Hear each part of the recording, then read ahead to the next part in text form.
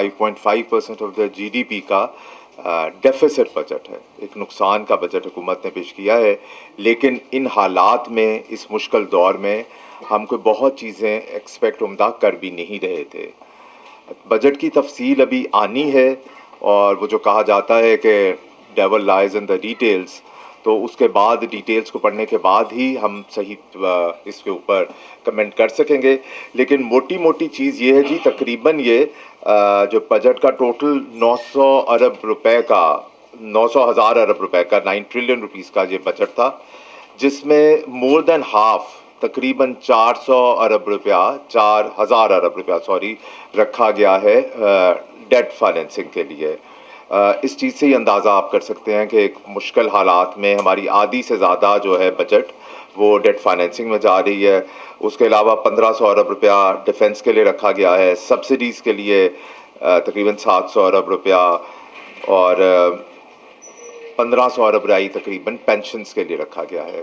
तो हुकूमत ने अपने लिए, which is a good step I think, 500 अरब रुपए में फेडरल जो है हुकूमत अपनी तमाम एडमिनिस्ट्रेशन मैनेज करेगी, which is a good thing. Tax revenue का जो रखा गया है टारगेट, वो तकरीबन 7,400 अरब रुपया रखा गया है, पिछले साल से 1400 अरब रुपया ज़्यादा। बस हम ये गुजारिश करना चाहेंगे हुकूमत से कि इस बारे में डिटेल्स नहीं आई कि क्या ये मौजूदा टैक्स पेयर्स पे ही बोझ डाला जाएगा या टैक्स बेस बढ़ाने के ऊपर भी भरपूर तवज्जो दी जाएगी। मैं खसूसी तौर पे जो चंद एक अच्छी चीज़ें हैं उनका जिक्र करना चाहूँगा, जिसमें सबसे अहम डिस्प्यूट रेजोल्यूशन कमेटी जो ऑल्टरनेट प्राइवेट सेक्टर को इन्वॉल्व करके की गई हैं, उसका जिक्र ये एक बहुत अच्छा इकदाम है। वर्टिकल कंस्ट्रक्शंस के बारे में जो कहा गया है, फिक्स टैक्स स्मॉल रिटेलर्स पे जो लगाया गया है, that is appreciable. Solar panels पे, एग्री प्रोडक्ट्स पे, एग्री मशीनरी पे, सीड पे जो सेल्स टैक्स का अख्ताम का कहा गया है, आई थिंक ये काबिल तारीफ इकदाम है और हुकूमत की इस पर भरपूर तारीफ भी करनी चाहिए।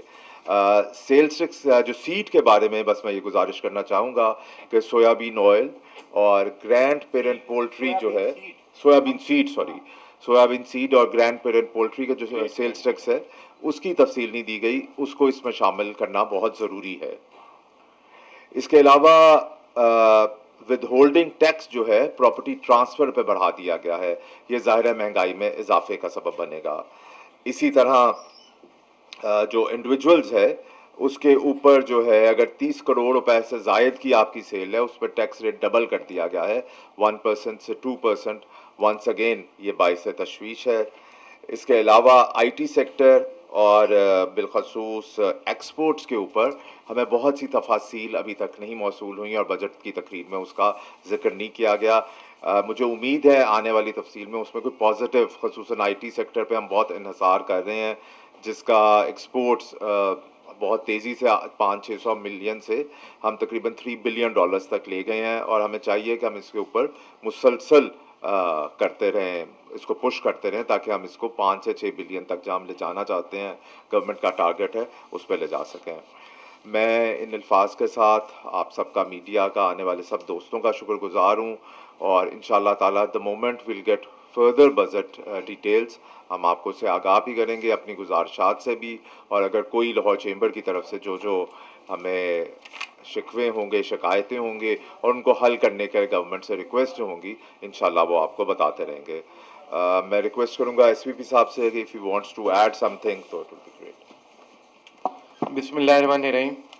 जैसे कि सदर साहब ने बताया कि काफ़ी ऐसी चीज़ें जो कि अभी डिटेल अभी सामने नहीं आई, जिस तरह अभी जिक्र किया गया कि 400 ऐसी प्रोडक्ट्स हैं जिनकी टैरिफ रैशनलाइजेशन हुई है, उसकी एक डिटेल जो उनकी ट्रेड पॉलिसी है उसका हमें भी इंतज़ार है।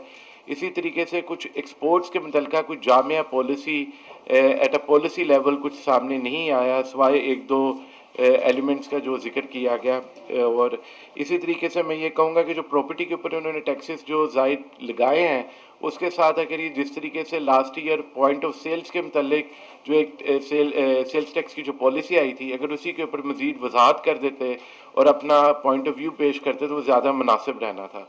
इसी तरह मैं ये कहूँगा कि जो हमारी बाकी भी जो रॉ मटेरियल्स की जो इनपुट हैं उसके ऊपर, जिस तरह इन्होंने फार्मा के रॉ मटेरियल की इनपुट के ऊपर तो आरडी ख़त्म की, इसी तरीके से जितनी भी ज़्यादातर जो सी यहाँ पे इंडिजिनस जिसकी रॉ मटेरियल अवेलेबिलिटी नहीं है उसके ऊपर भी हर किस्म की आरडी को ख़त्म करना चाहिए।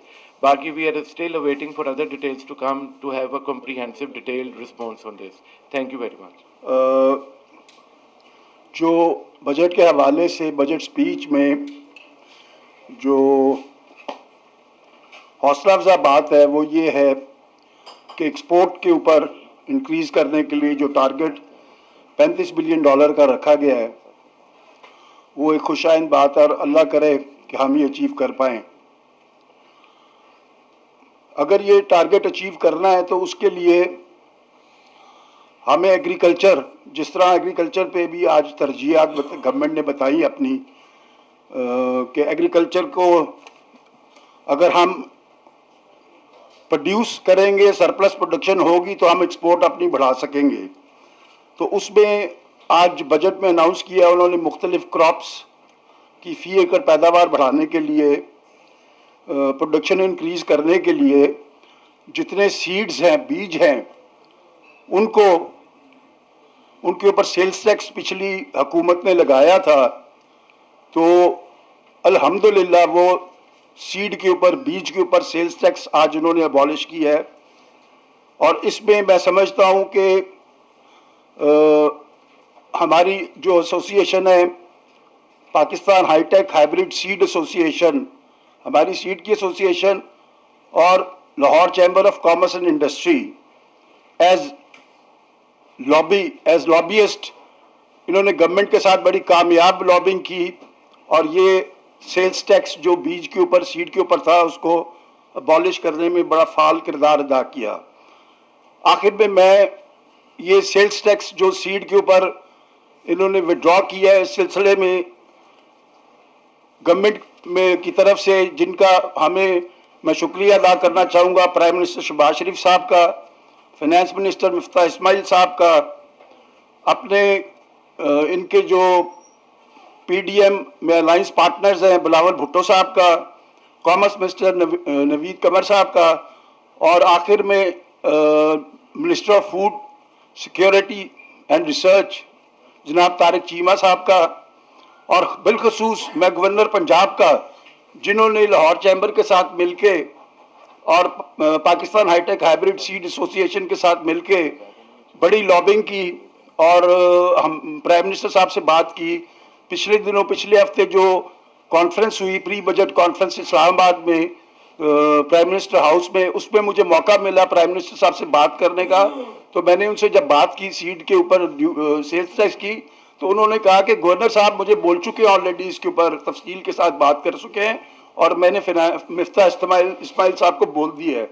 तो मैं ये एक्सपेक्ट कर रहा था और अल्हम्दुलिल्लाह आज नताइज आए। मैं शुक्रगुजार हूँ दोबारा से, और मैं फिर ख़ास तौर पे अपने मीडिया का बड़ा शुक्रगुजार हूँ जिन्होंने इस इम्पोर्टेंट इशू को, जो हाइब्रिड सीड है, सीड की टेक्नोलॉजी के ऊपर जो सेल्स टैक्स आया था, उसमें हमारी आवाज़ बने और बार बार उसमें अपना मीडिया ने इस पॉइंट को रेस किया। मैं मीडिया का भी बहुत शुक्रगुजार हूँ और मैं अल्लाह ताला का बड़ा शुक्रगुजार हूँ। Thank you very much. बहुत शुक्रिया जी। मैं दरख्वास्त करूँगा जनाब शाहिद हसन शेख साहब से कि मुख्तसरन अपने ख्यालात का इजहार करें। थैंक यू प्रेसिडेंट साहब। पहले तो क्योंकि मेरा ताल्लुक़ एक्सपोर्ट से है, तो एक चीज़ जो बड़ी ही खुशाइंद है वो ये है कि इन्होंने जो काफ़ी सालों से DLTL के जो केसेस थे वो पेंडिंग थे और वो अरबों रुपए जो है वो लोगों का वो उसमें जमा था, तो वो उसको फौरी तौर पर इन्होंने कहा है कि बिल्कुल फौरी तौर पर इसको अदा किया जाएगा। तो ये मैं समझता हूँ बड़ी खुशाइंद बात है। और इसके अलावा सेल टैक्स के जितने भी हमारे रिफंड्स हैं उसको भी उन्होंने कहा है कि ये फौरी तौर पर दिया जाएगा, जो बड़ा खुशाइंद है। एक चीज़ जो एक तरफ ये है, और एक जो 5 हमारी ज़ीरो रेटेड इंडस्ट्रीज़ हैं जो पिछली हुकूमत ने असल में उसमें जो इनपुट है उस पर 17% लगा दिया हुआ है, तो वो जो 17% वापस लेना होता है, पहले ले लेते हैं फिर वापस करते हैं एक्सपोर्ट्स के अंदर। तो वो हमारा मुतालबा ये था कि हमेशा कि जो वो कंपनी जो इंडस्ट्रीज़ हैं, क्योंकि आप जब 17% किसी भी चीज़ का इनपुट का दे देते हैं तो वो जितना आपने कमाना होता है उससे 3 या 4 गुना ज़्यादा आपने गवर्नमेंट से जमा किया हुआ है। तो पहले ये तरीका बनाया गया कि भी ये 17% पहले दें और फिर उसके बाद वापस लें। तो ये हमारी तजवीज़ है कि उन इंडस्ट्रीज़ पे जो 5 ज़ीरो डेट इंडस्ट्रीज़ हैं उन पे ये टैक्स ना लिया जाए जो बाद में वापस देने की ज़रूरत होती है। ये एक तरफ ये कि उन्होंने सेल टैक्स और उनको रिफंड्स को जल्दी देना है, लेकिन अगर हमारी तजवीज़ ये है, वो तो पिछले हैं, कि आगे इस पे गौर किया जाए कि वो 17% ना लिया जाए। जो पहले तरीका ये था कि 17 के बजाय 2% 3% ले लिया जाए ताकि वो उसकी अटैचमेंट साथ हो जाए। अगर वो भी कर सकते हैं तो वो भी मुनासिब है, लेकिन ये 17% देना इनपुट पे वो बहुत जो है मुश्किल है। तो इसको तजवीज़ किया जाए कि उसमें इसको कम किया जाए। बहुत बहुत शुक्रिया जी, थैंक यू। थैंक यू जी। मैं रिक्वेस्ट नाउ अब्दुल बासित साहब टू से फ्यू वर्ड्स जी। जी बहुत शुक्रिया सदर साहब। मैं समझता हूँ कि आज का बजट इन हालात के मुताबिक काफ़ी अच्छा है, मगर इसमें जो बहुत अच्छे इकदाम उठाए गए हैं, जैसे कि सीड के ऊपर सेल्स टैक्स ख़त्म किया गया है, वो सीड की जो तफसील है उसमें पाकिस्तान में दूसरी बड़ी इंडस्ट्री जो है वो पोल्ट्री है, और पोल्ट्री का बेसिक रॉ मटेरियल है ग्रैंड पेरेंट चिक्स जो कि इंपोर्ट होते हैं, और यहाँ वो पैदा होते ही नहीं, ना हो सकते हैं जेनेटिकली। इसलिए उनकी इंपोर्ट के ऊपर जो 17% सेल्स टैक्स लगाया गया था उसको वापस नहीं लिया गया। इसी तरह बाकी हर इंडस्ट्री के रॉ मटेरियल्स जो हैं उनमें पोल्ट्री के जो रॉ मटेरियल्स हैं, जिसमें सोयाबीन सीड्स इंपोर्ट होकर यहाँ पर उनकी क्रशिंग की जाती है और मील उससे तैयार होता है और ऑयल भी निकाला जाता है, ये पाकिस्तान में पैदा ही नहीं होता है। और उसके बगैर ये पोल्ट्री और कैटल फीड दोनों का बहुत अहम जुज़ है जो 25% तक इस्तेमाल होता है फीड में as a vegetable protein source, और उसके बगैर फीड बन ही नहीं सकती, और वो पाकिस्तान में एक दाना भी उसका पैदा नहीं होता सोयाबीन का। तो उसके ऊपर जो सेल्स टैक्स लगाया गया था वो भी ख़त्म नहीं किया गया, उसको भी ख़त्म किया जाए। इसी तरह बाकी बहुत सारे रॉ मटेरियल्स हैं जो पोल्ट्री के, जिनमें मेडिसिन हैं, वैक्सीन हैं, जो सारी इंपोर्ट होती हैं, उनके ऊपर भी जो सेल्स टैक्स है, क्योंकि इस वक्त इशू जो है आने वाले वक्तों में फूड प्राइसेस से ज़्यादा फूड सिक्योरिटी का होगा, क्योंकि यहाँ पर जितनी हमारे एग्रीकल्चर की पैदावार जो है वो बढ़ नहीं रही। हमें दुनिया में सिर्फ हलाल फूड की ट्रेड जो है वो 600 अरब डॉलर से ज़्यादा की चली गई है, हम उसमें बिल्कुल भी कंट्रीब्यूट कुछ नहीं कर सक रहे हम, जबकि उसमें सबसे बड़े पार्टनर हो सकते हैं। और ये इन चीज़ों के ऊपर अगर इकदाम उठाए जाए तो मेरा ख्याल में काफ़ी बेहतर होगा इसका। बहुत शुक्रिया। थैंक यू जी। मैं दरख्वास्त करूँगा जनाब अलमास हैदर साहब से कि अपने ख्यालात का इज़हार करें। प्रेसिडेंट साहब बहुत बहुत शुक्रिया आपका। जनरली जो बजट है अच्छा बजट है, मुश्किल हालात के अंदर काफ़ी कुछ करने की कोशिश की गई है। ख़ास तौर पे जो डैम्स के ऊपर इन्वेस्टमेंट है और जो इंफ्रास्ट्रक्चर है, मोटरवेज़ कंप्लीट करनी है, ML1 अगर हमारा बनना शुरू हो जाए, वो काम चलना शुरू हो जाए, तो जितना हमारी कम्युनिकेशन एफिशिएंट होगी उतना मुल्क एफिशिएंट होता जाएगा। तो ये बड़ी अच्छी बातें हैं। जो 400 आइटम हैं जिनके ऊपर टैरिफ रैशनलाइज किया गया है, अब रैशनलाइज का लफ्ज़ बड़ा ख़तरनाक होता है, ये ऊपर की तरफ भी जा सकता है, नीचे की तरफ भी जा सकता है। इसका मतलब है कि वेरी किया गया है, तो वो जब तक हमें पता नहीं लगेगा, हमें नहीं पता कि हमारे प्रोडक्ट्स के ऊपर या मैन्युफैक्चरिंग पे उसका क्या इम्पेक्ट आएगा। तो वो जितनी जल्दी पता लग जाए तो उसके ऊपर फिर एक ओपिनियन फॉर्म की जा सकती है।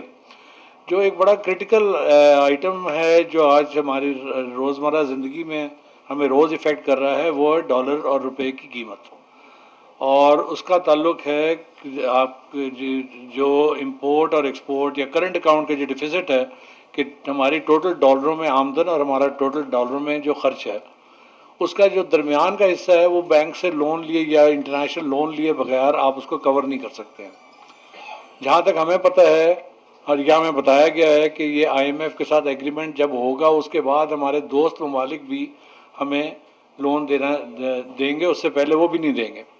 तो इसके अंदर हमें बड़ी जल्दी क्लैरिटी चाहिए है कि गवर्नमेंट ने क्या फ़ैसला किया है, साइन करना है नहीं करना है, ताकि हमें एक अंदाज़ा हो कि रुपए की कीमत कैसे चेंज होगी और हम अपने बिजनेस की जो जो प्लान्स हैं उसके मुताबिक एडजस्ट कर सकें। सो ये एक कमी रह गई जिसकी जो कि नहीं पता चल सका।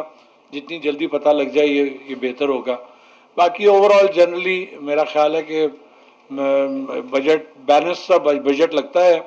कोई बहुत ज़्यादा एक्सपोर्ट की थ्रस्ट नहीं है मुझे नज़र आई इसके अंदर, या एक्सपोर्ट के लिए कोई स्पेशल कोई फैसिलिटीज़ नहीं दी गई हैं या कम से कम नज़र नहीं आई हैं। अगर वो उनका भी जल्द पता लग जाए तो क्या है, बिकॉज अब सिर्फ टेक्सटाइल के ऊपर ये मुल्क नहीं ज़िंदा रह सकता। टेक्सटाइल के अलावा इंजीनियरिंग की एक्सपोर्ट है, आपकी आपकी जो और कई किस्म के मीट है, सब्जियां हैं, इनकी एक्सपोर्ट है। हमें इसकी जितनी जल्दी इसका पता लग जाए या इसके ऊपर अगर कोई DLTL अगर स्पेशल दिया जा रहा है तो पता लग जाए तो सब लोग अपने अपने काम में फिर उस वो रास्ता भी अपनाने के काबिल हो जाएंगे। बहुत शुक्रिया प्रेसिडेंट साहब। Thank you very much. मैं अपने मीडिया के दोस्तों से गुजारिश करूंगा, अगर कोई सवाल है तो please this is a moment to ask please.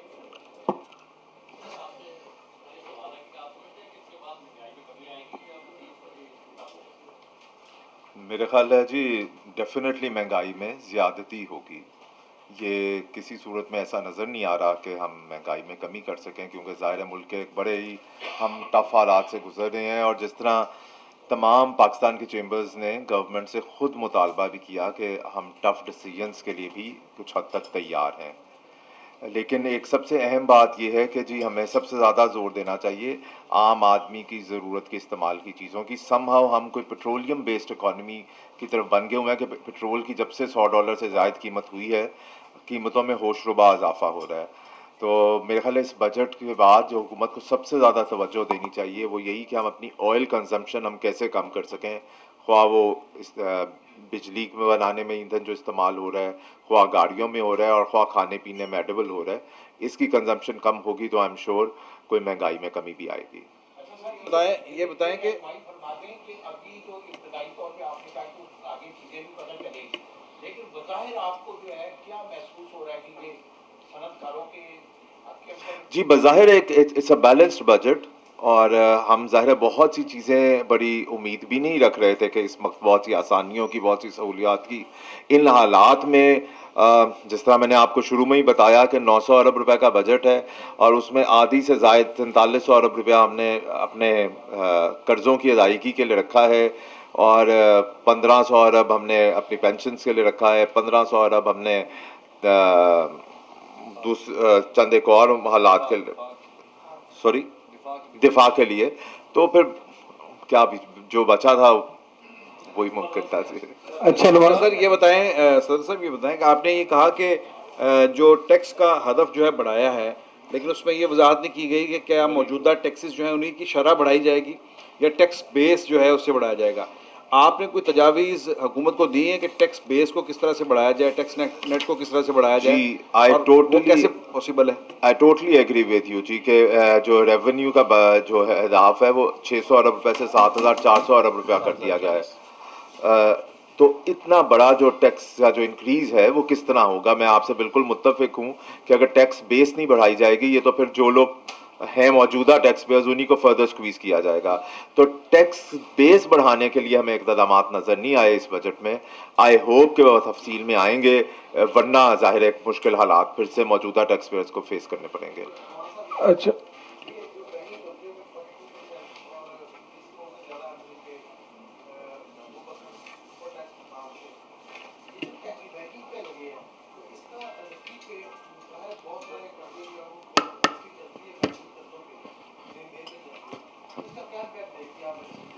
मैं समझता हूँ हुकूमत को FBR को ये इंश्योर करना है कि जो बैंकिंग सेक्टर पे जो टैक्स लगा है ये पास ऑन कंज्यूमर पे ना हो।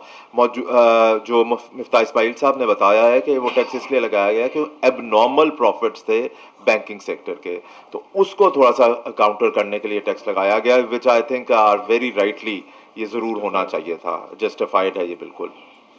अच्छा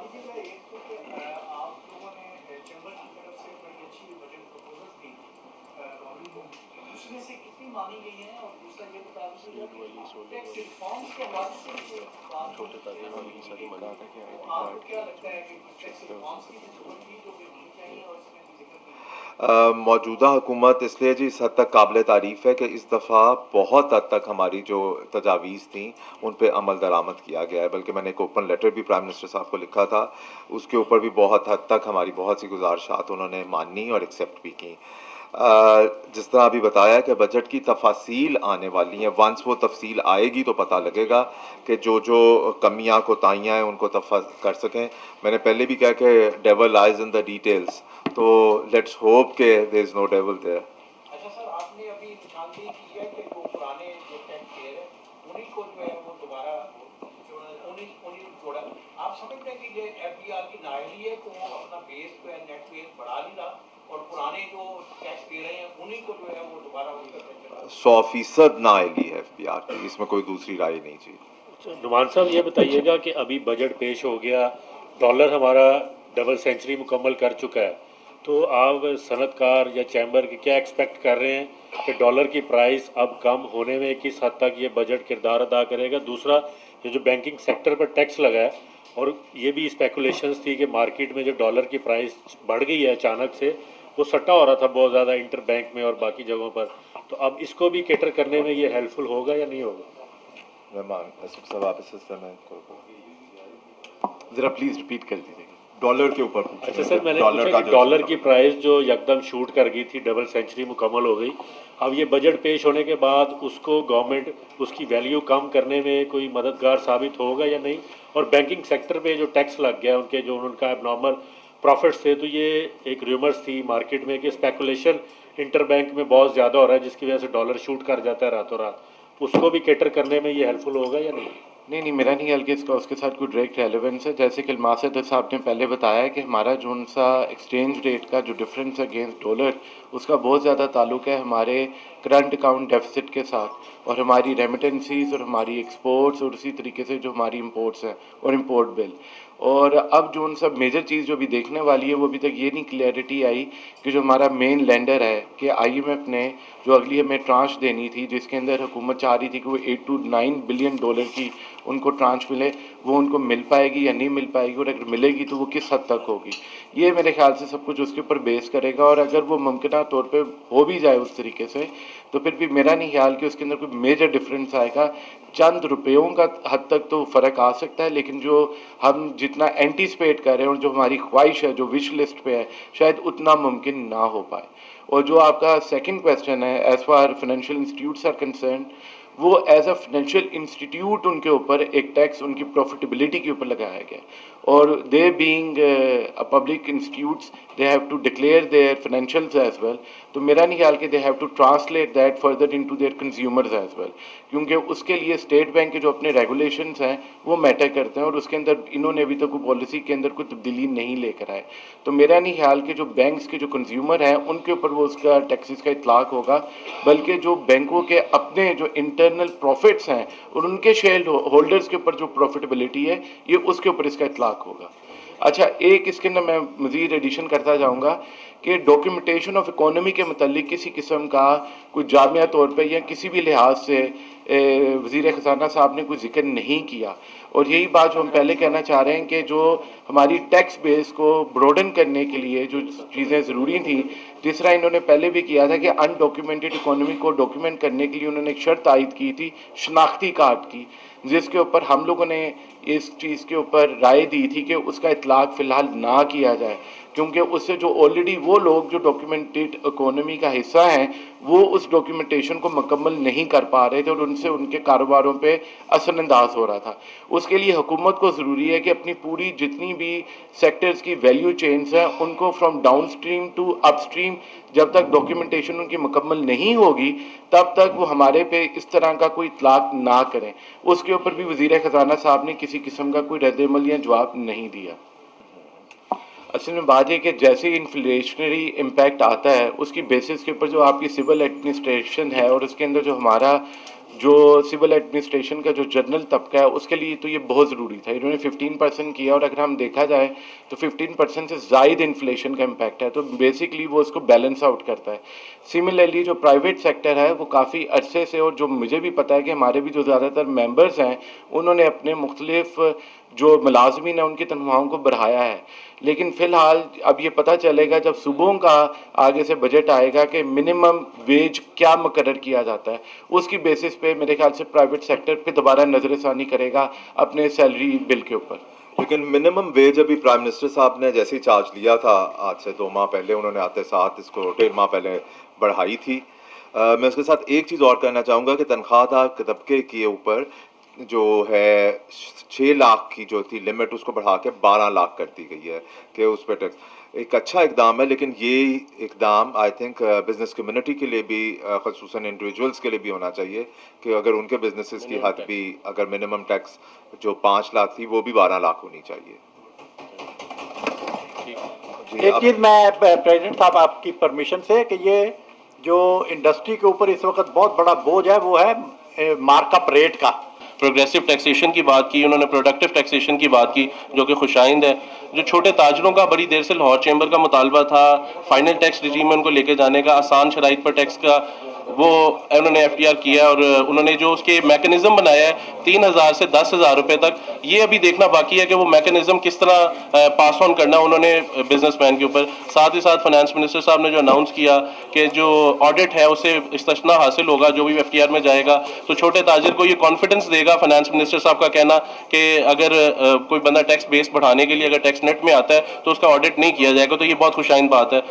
जो सबसे काबिल तशवीश बात यह है कि 6,000 अरब रुपया आपने टैक्स इकट्ठा किया, अगर 1 मिनट खामोशी हो जाती, 1 मिनट, बहुत शुक्रिया, 6,000 रुपये अरब आपने टैक्स इकट्ठा किया, तब GDP ग्रोथ थी 5.97%। अब आपने टारगेट रखा है 5% का और आपने टैक्स का टारगेट बढ़ा के 7,004 अरब रुपया कर दिया है। तो अगर आपने 5.97% के साथ 6,000 रुपया अचीव किया है या हासिल किया, तो आप 7,000 अरब रुपया कैसे इकट्ठा करेंगे? तो इसका मतलब है कोई सप्लीमेंट्री फाइनेंस बिल लेके आएंगे, तो ये इसके ऊपर भी हुकूमत को वजाहत देनी पड़ेगी। इनडायरेक्ट टैक्सेस बढ़ेंगे, जो आपने सवाल किया था कि अफरात ज़र में इसमें इजाफा होगा, ये इसमें कोई दो राय नहीं है कि जब आप इंडायरेक्ट टैक्सेस की जो शरह आपकी पूरे टैक्सेस की 65% है, तो जब वो इंडायरेक्ट टैक्सेस बढ़ेंगे तो आपकी अफरात ज़र भी बढ़ने जा रही है। एक्सपोर्ट के हवाले से कोई पॉलिसी वाज़ेह तौर पर नहीं बयान की गई। फोकस जो SMEs के ऊपर है, बात तो की फाइनेंस मिनिस्टर ने कि वो छोटे ताजरों को, छोटे बिजनेसेस को वो प्रमोट करना चाहते हैं उनको, मगर उसके इंसेंटिव की कोई गुफ्तगू नहीं गई। किस किस्म का इंसेंटिव दे रहे हैं, कोई इंसेंटिव की बात नहीं की गई। वैल्यू एडिशन की उन्होंने बात की, मगर वैल्यू एडेड सेक्टर के लिए उन्होंने रिफॉर्म क्या दिया, कुछ भी नहीं बात की। फिर इंपोर्ट सब्सटीट्यूशन के हवाले से बात की आपने, जब टैरिफ लाइंस के अंदर ड्यूटी से इजाफा, लग्जरी टैक्सेस, लग्जरी आइटम्स के ऊपर ड्यूटी बढ़ाई, मगर क्या इंपोर्ट सब्सटीट्यूशन के लिए आपने कोई पॉलिसी वाजिया की? कोई पॉलिसी वाजिया नहीं की। यूथ डेवलपमेंट प्रोग्राम दिया गवर्नमेंट ने जो बहुत अच्छा है, जो नौजवान हमारे ताजर अभी बन रहे हैं, उसके लिए जो इन्होंने नए रिफॉर्म्स लेके आ रहे हैं बहुत अच्छे हैं, बट उसको इन ट्रू स्पिरिट इम्प्लीमेंट करने की ज़रूरत है। तो बहुत सारा इबाम है, तकरीर की हद तक बहुत अच्छी तकरीर थी। छोटे ताजरों के लिए जो उन्होंने अनाउंस किया बहुत अच्छी बात की।